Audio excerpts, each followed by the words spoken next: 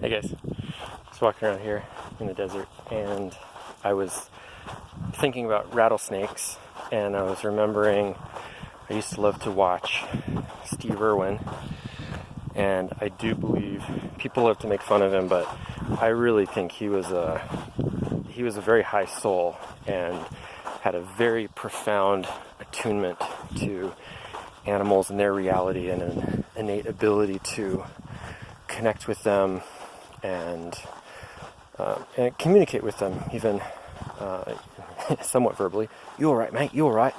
But there's much more powerful stuff happening non-verbally, I think, just with his nature, his energy.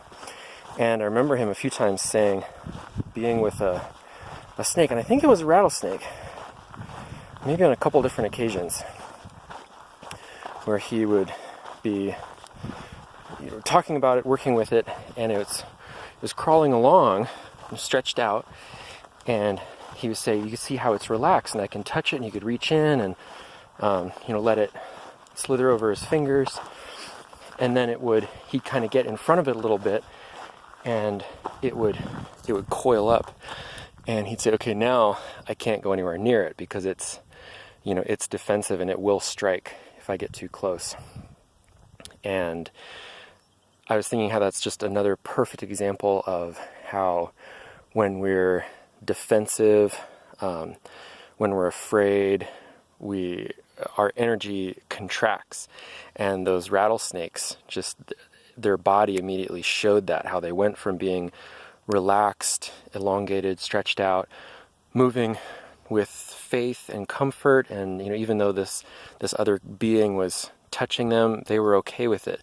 But then for whatever reason, that shifted, and they went into fear mode, basically, and got contractive, and their bodies literally contracted. It's just exactly what they did, and they're preparing to strike, preparing to lash out, and just how beautifully symbolic that is of when we suddenly feel threatened or afraid, our energy collapses in on itself, and we're also ready to maybe lash out if we're confronted or feel an attack. When at other times when our energy is relaxed and we're flowing with life trustfully, faithfully, with a sense of ease and grace and protection around us, that we can be confronted with the same circumstance, but we won't lash out venomously. And I was just reflecting on that, and just wanted to capture that before I forgot that connection. It's such a beautiful parallel to me.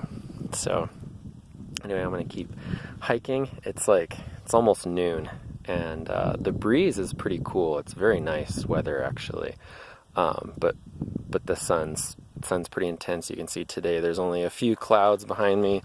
The rest of the sky is all open and blue and beautiful. Very different than yesterday when it was raining on me. Quite cold and rainy.